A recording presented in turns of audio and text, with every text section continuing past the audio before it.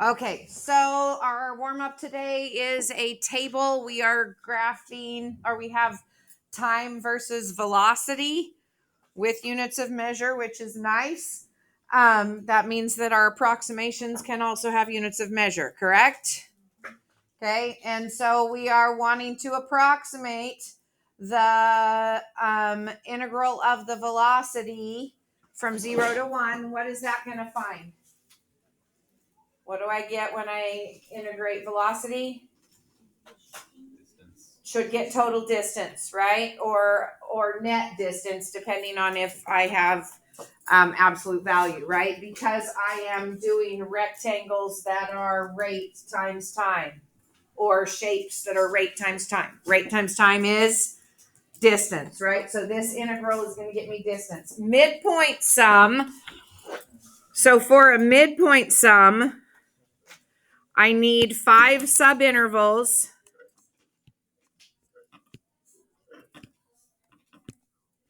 And I have midpoints for all of those. I picked this table because I could do both of these pretty easily.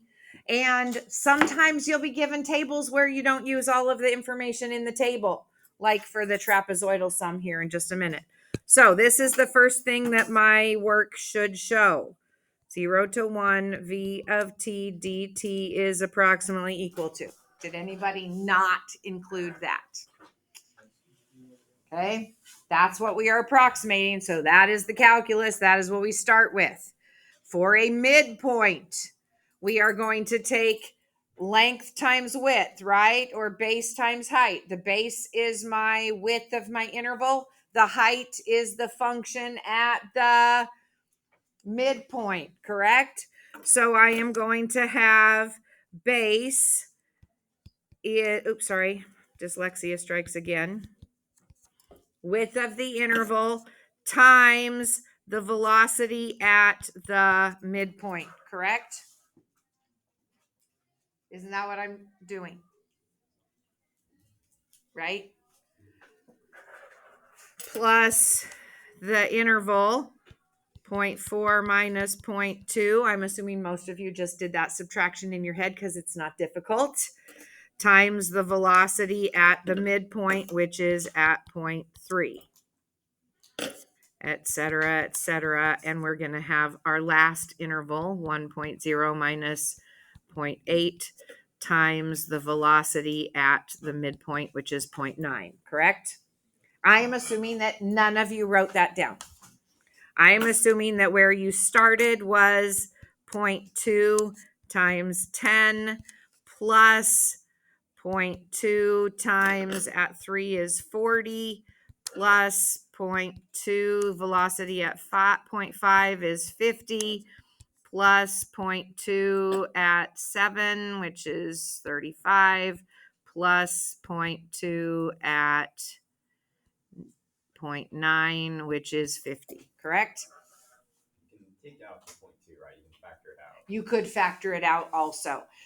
From a table, I am going to discourage you from doing that. I did pick a table where the difference was the same.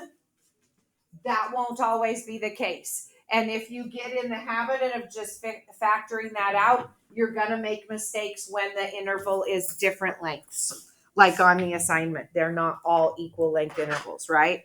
So for table work, I'm always, even if it is going to be the same, I'm going to be in the habit of doing the interval times the whatever, so that on a high stakes test, I don't forget it then. Okay. Yes, I can. And when we do it from the functions, obviously that's going to be the easiest way to do it. But I would hesitate unless you go, okay, look, they're equal length intervals. I can factor it out.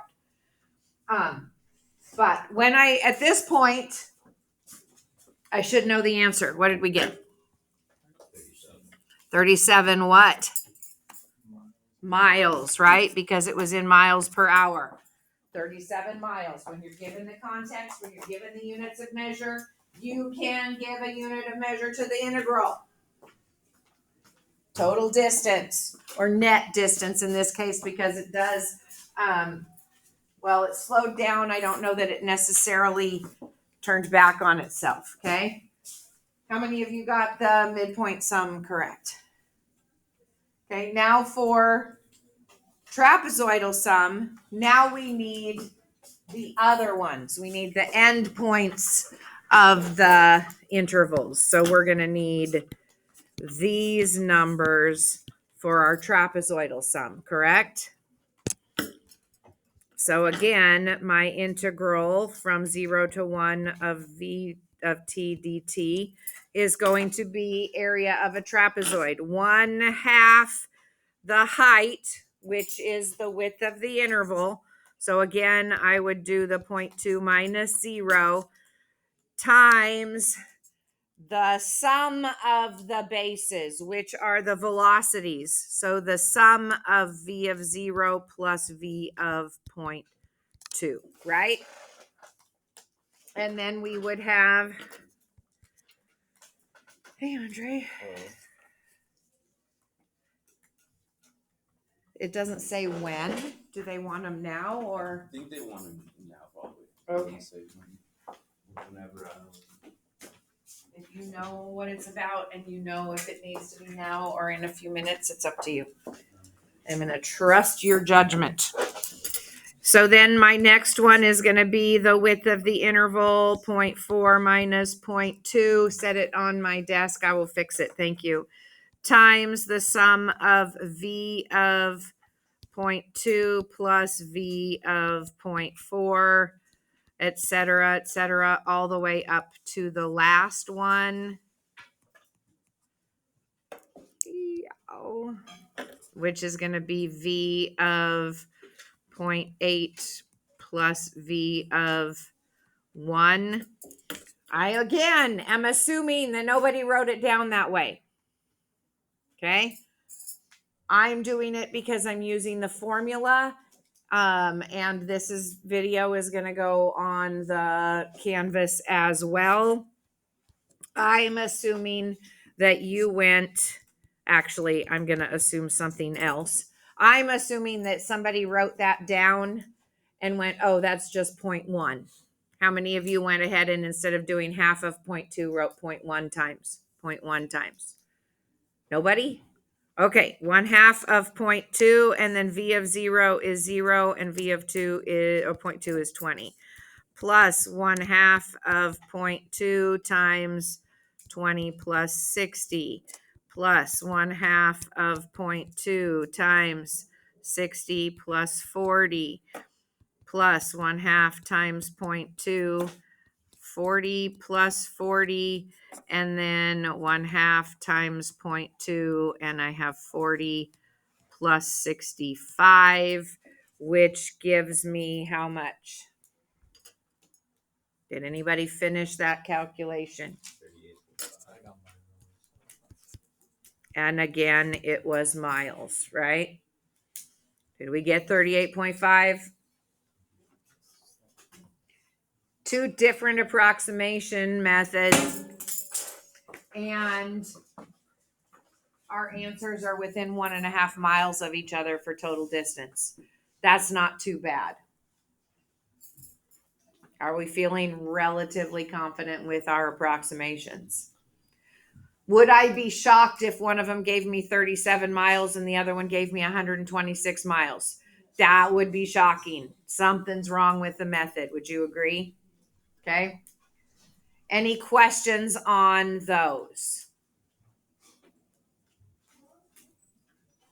How do we feel about numerical integration?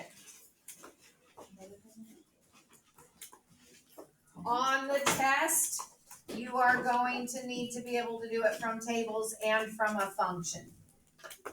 The function, I wasn't as worried about having you go through one of those because it's basically the same process as we did with the Riemann sums, left endpoint, right endpoint.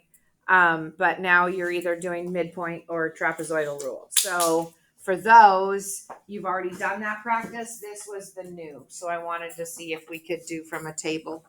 For a couple reasons. The main reason is AP exam loves their table calculus. They love you being able to approximate stuff from tables. A lot, a lot, a lot. All right. So again, Monday I was supposed to work problems from assignments that we hadn't had a chance to ask questions on, and I completely forgot because it was Monday and I was tired and I have a bad memory because I'm old and I could keep listing more and more reasons. ADHD, I'm sure, fits in there somewhere. Anyway, I want to give you a chance to ask questions now. Does anyone have some from any of the past assignments? Yes. 72. On Substitution. substitution. Okay. 72 on substitution.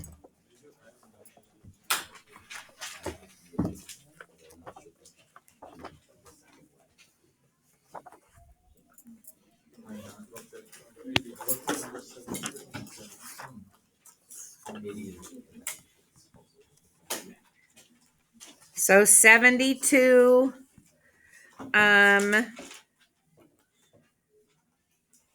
Did they ask us to do what we knew about odd or even functions? Did the directions say something with odd or even? It did. Okay. So if we know that we have an odd function has origin symmetry. Okay. Sine is an odd function. We'll talk about how to determine if sine times cosine is an odd or even function, but sine is an odd function. It has origin symmetry. And so if I have an odd function and I know that I'm going, this is pi to negative pi for sine, correct? If I know I am integrating an odd function, what do I know it has to be? It has to be 0 because this is the same area as that. Subtract it. Okay? If I have an even function has y-axis symmetry. So an example, well, cosine is an even function. So for cosine,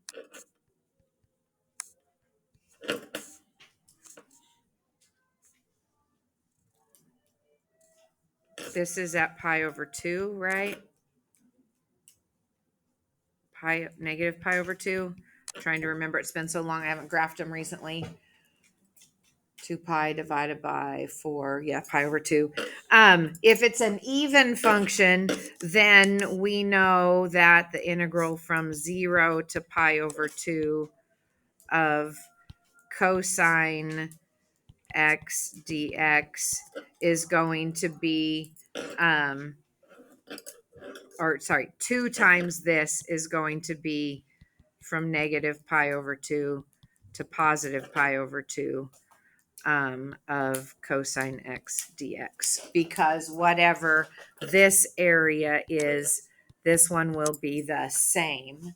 And so the reason that that's nice is, isn't it nicer to integrate from 0 than it is to integrate from another number? Because when I plug in 0, those are easy to calculate, right? So it wanted you to use whether or not sine x, cosine x is odd or even. Okay.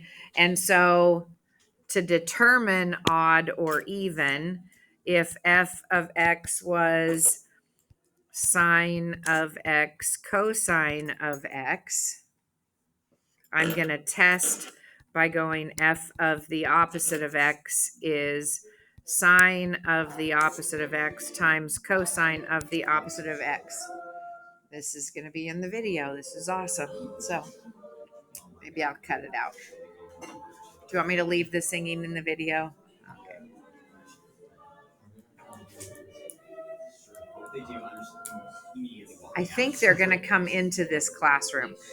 Anyway, let me finish this really quickly. Since sine is an odd function, f of the opposite of x is the opposite of f of x.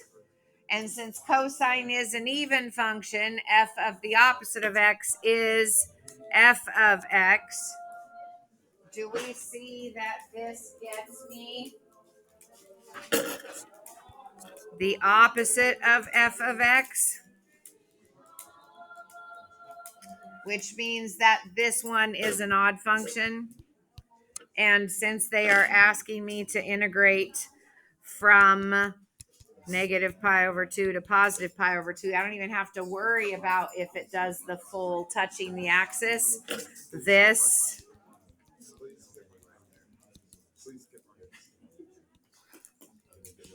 is going to be 0. Okay? So that's how it's asking us to use whether or not it's odd or even. So I would test odd or even. I am so glad my pre-calculus teacher taught me how to test for odd or even so that I could forget how to do it and she could show me again in calculus. Determine odd or even. If I know the function is odd, I don't even have to do any work. If I go same distance on either side of the y-axis, it's gonna be 0 because of the nature of an odd function in origin symmetry. So that's what it wanted you to do. Any others on the assignment? 39. Same assignment? Yes. Substitution number 39. That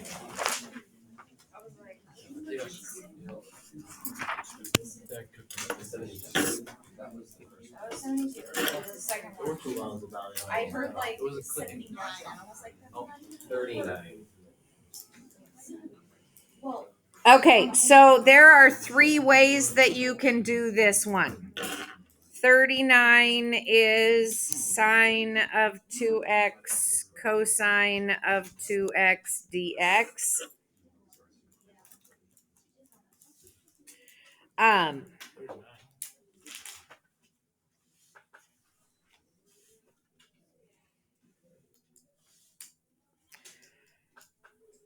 So for this one, we don't pick an inner function if we're going to use substitution, because we know the derivative of sine is going to be a form of cosine, and we know that the derivative of cosine is going to be a form of sine. If I were going to do this, I would have chosen u to be sine of 2x because the derivative of sine is positive cosine.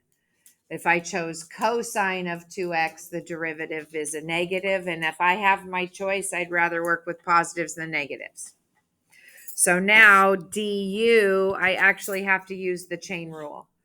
So derivative of sine is cosine of 2x times the derivative of the inner function. So du is 2 cosine 2x dx. Do I see 2 cosine 2x dx? No, I see 1 cosine 2x dx. So I need a 2, which means I need a half, right? So what this gets me now is 1/2, and I should see 2 cosine 2x dx. So now I have 1/2.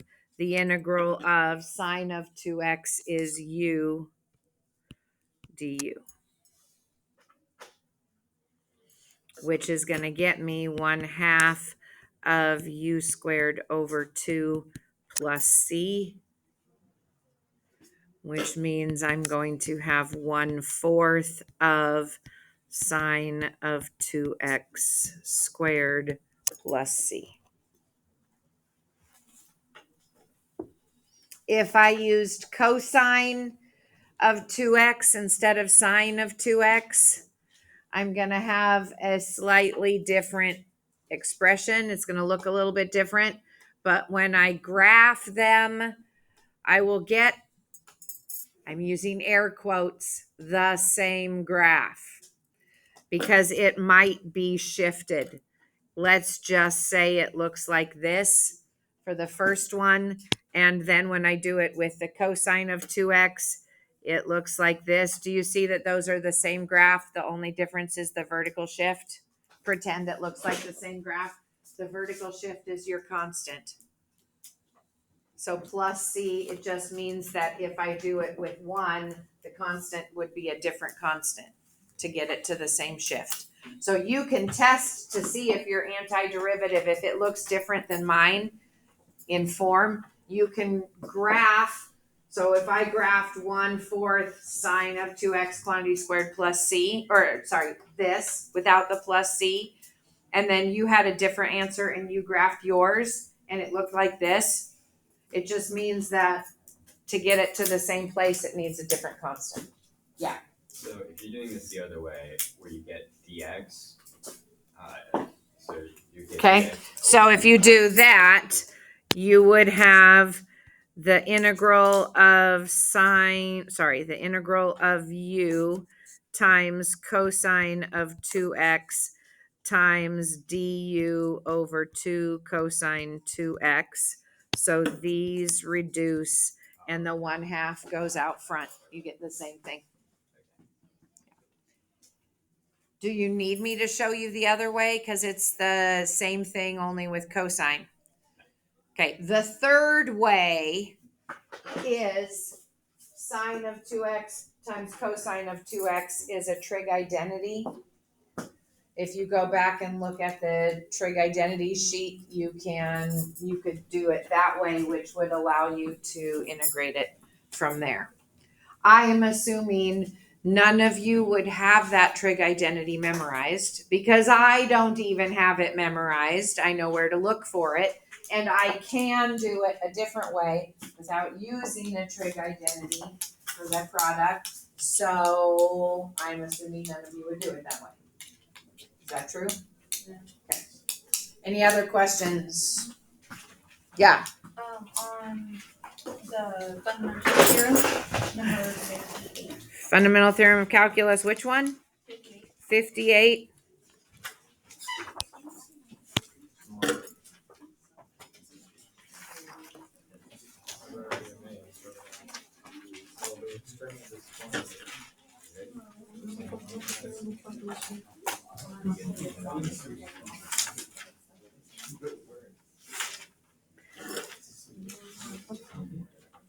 Oh, 58, they gave us a picture that looks something like this and they gave me a grid.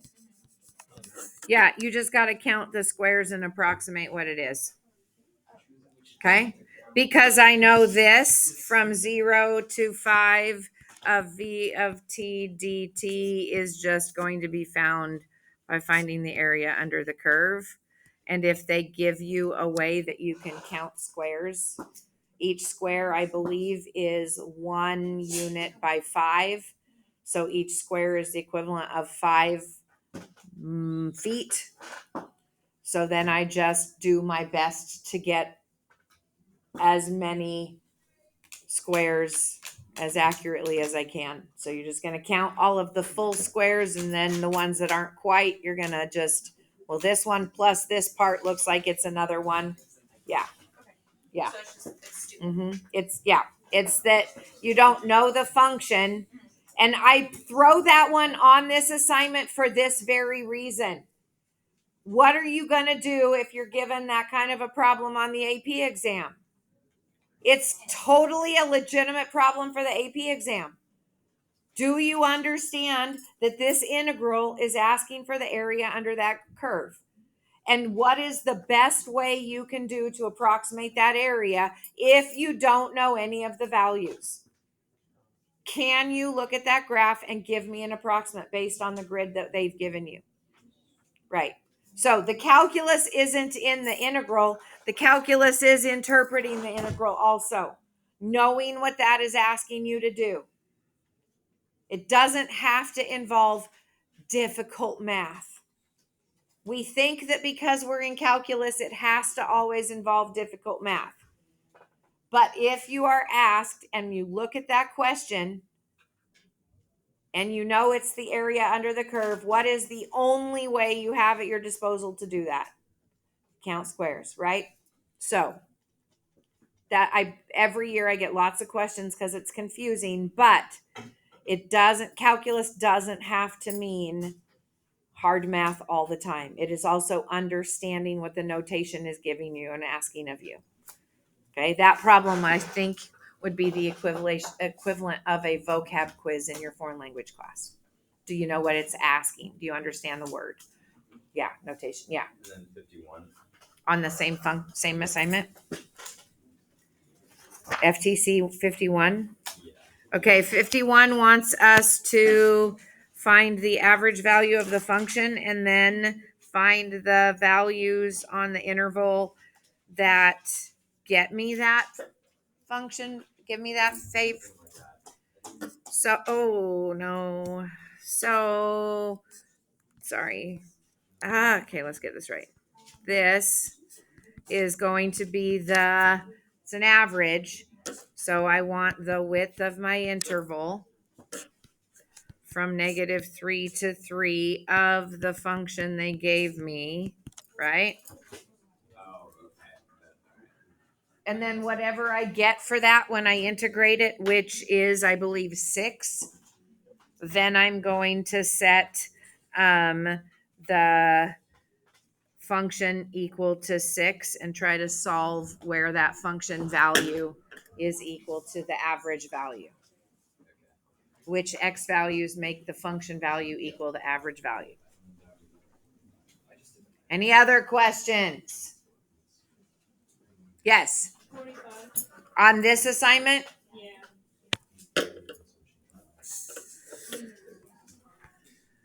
45 is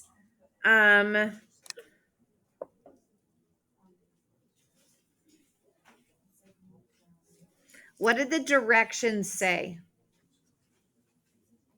To use the mean value theorem to find the value of C.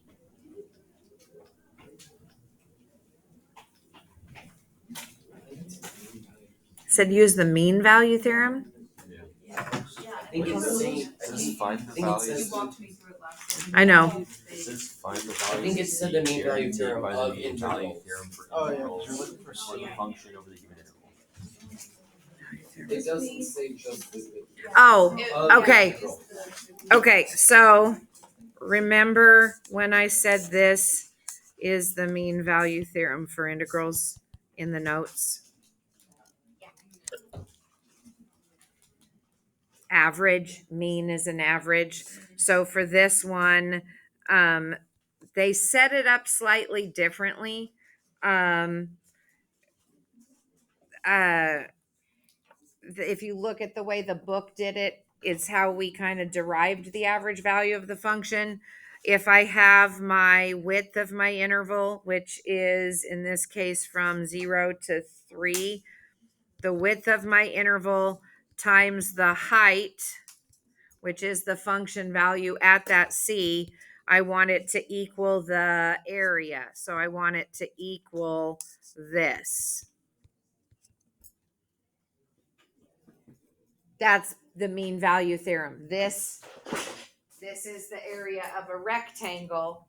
This is the area under the non-rectangle where those equal. Isn't that what the average value of the function says? So if I do this, I get f of c equals 1 over 3 minus 0 times the integral x cubed dx. Isn't that just the average value of the function? This would be my mean value. My mean is an average. Anytime they talk about mean value theorem for integrals, it's average value of a function. Okay, so what I would have done is set it up like this. When you integrate here, you get 81 over 4. And then when you take a third of it, you get 27 over 4. Is that what you got? Or do you need to see the integral? No, that's good. So when I taught it, I made this statement. I believe I made that statement. Did anybody remember me saying this is basically the mean value theorem for integrals? Yeah, I don't think I wrote it down. I think I said it. So, yeah. think you also said with it that that we might not use it. I don't know. The what? So I think it was I don't know. Okay. It was But when you hear mean is an average, right? So mean for integrals, do you see that this is an average for integrals? Okay. Any other questions? Yeah. Back to substitution. I always have a question. Okay. On number 28. Number what? 28. 28. Yes.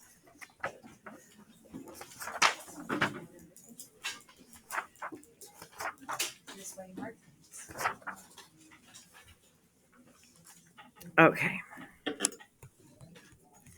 So we are trying to integrate 10x squared over the square root of 1 plus x cubed dx, right? What did you choose for your u? So 1 plus. So du is 3x squared dx.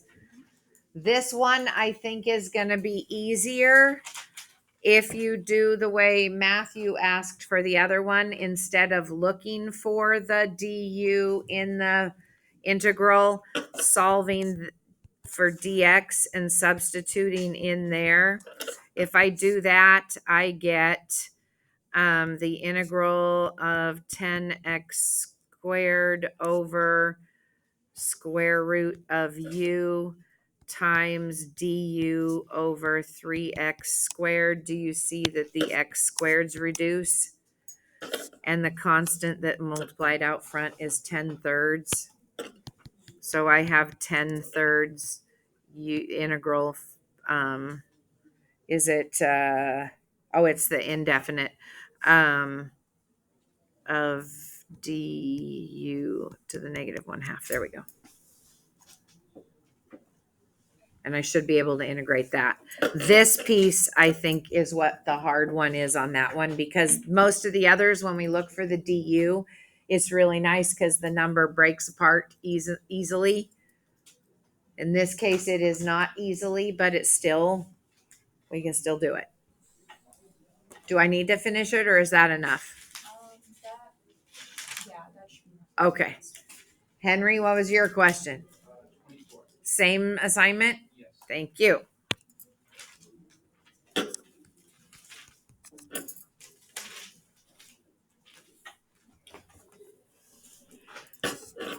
Can I scroll? I got that. So for 24, I want the integral of x squared plus 1 over 3x quantity squared dx. Now, the first thing for this one is you need to break this integral apart, because the integral of a sum is just the sum of the integrals. So I actually need to do the integral of x squared dx plus the integral of 1 over 3x quantity squared dx. Because if you try to do u substitution with the x squared, you're making it yucky. I don't need u substitution to integrate x squared, right? We know how to integrate x squared. This next one would be where I use a u substitution. Okay. Now I'm going to use that same strategy and wait until I'm ready to integrate the 1 over 3x quantity squared dx. So I only have to do one constant. So if I do a u substitution here and I let u equal 3x, so du equals 3 dx. Don't I need a 3 and then a 1/3 to make that work? Okay. So now what I have is the integral of x squared dx plus 1/3 the integral of u to the negative 2 du, right? Now can I integrate? So I'm going to get x cubed over 3 plus 1/3 of u to the negative 1 divided by negative 1 plus c. So since I did those in the same step, I've covered both of those integrations with this same constant. I don't need to do more. So now I get x cubed over 3 minus 1 over 3 times u, which is 3x plus c.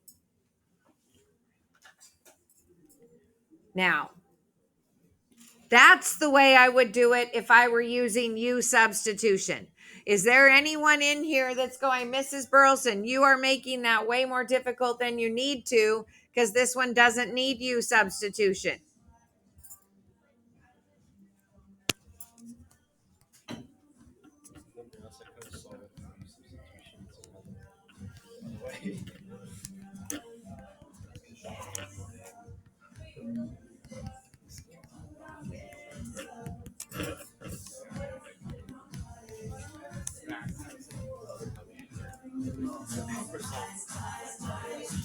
Naomi? Naomi? Naomi!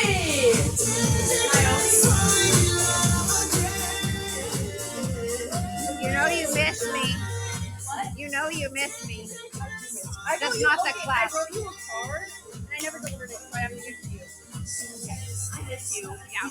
I get it. You have to do what you have to do. You look adorable. Thank you, you too.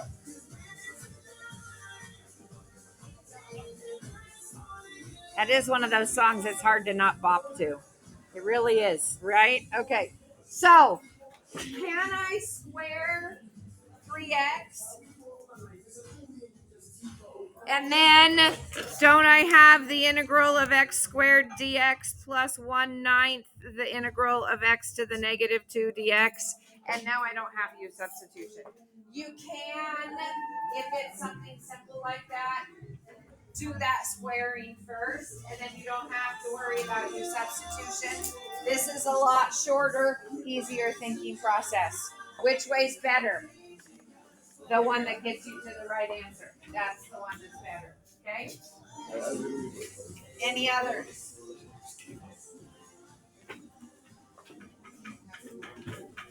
Okay, again, I am sorry that's not the right thing. I am sorry, here it is, that I forgot to do this last